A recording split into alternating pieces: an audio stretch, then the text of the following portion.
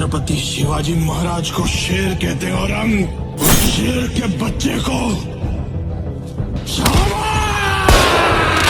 महाराष्ट्राचे दैवत असणारे पिता पुत्रांचे हे जगातील सर्वात उंच स्मारक, ज्यांनी मुठभर मावळे घेऊन स्वराज्य उभं केलं, ते श्री छत्रपती शिवाजी महाराजांचं जगातलं सर्वात उंच 91 फुटाचं स्मारक सिंधुदुर्गातील राजकोट येथे आहे. समोर अवाढव्य सिंधुदुर्ग किल्ला, समोरून येणारे परकीय आक्रमणांना रोखून स्वराज्य अजूनही बळकट आहे याची साक्ष देणारं म्हणजे छत्रपती शिवाजी महाराजांचे भव्य स्मारक.